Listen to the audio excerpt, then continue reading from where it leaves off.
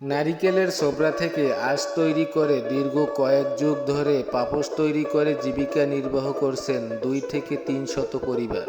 নিত্য নতুন interesting video পেতে পেজটি ফলো করে দিন এবং ভিডিওটি শেয়ার করে দিন। প্রাথমিক অবস্থায় নারিকেলের যে ছোকলাটা আছে, ছোকলাটা ওইটার পানির মধ্যে ট্যাঙ্কির মধ্যে ভিজানো হয়।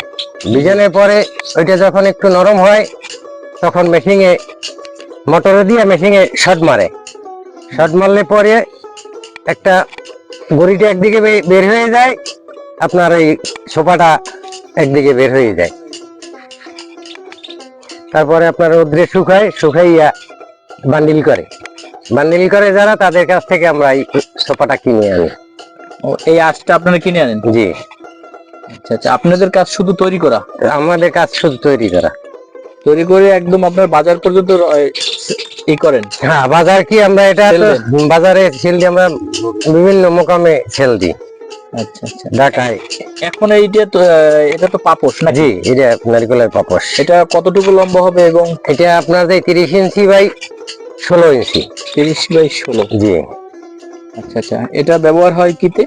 এটা মসজিদের সামনে, অফিসের সামনে, বাসার গেটের সামনে পাও মোছার জন্য? হ্যাঁ। আচ্ছা আচ্ছা, একটা তৈরি করতে কত সময় লাগতে পারে? একটা হয়তো ম্যাক্সিমাম 1 ঘন্টা সময় লাগে।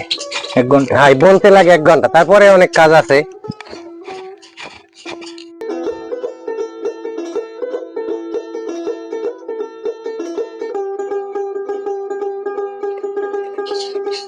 একটা উপর নিচ করে ঢুকে যায় না? জি, একটা উপরে একটা নিচে।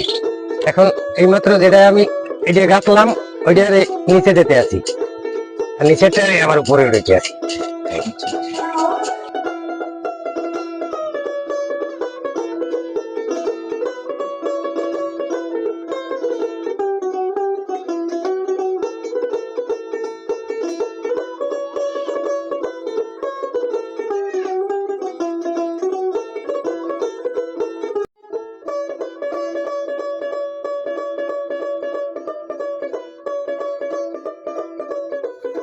করার পর এই মালটা আমার তৈরি হয়েছে। হ্যাঁ, এই মালটা এখন এখান থেকে অন্য সেকশনে যাইতে আছে।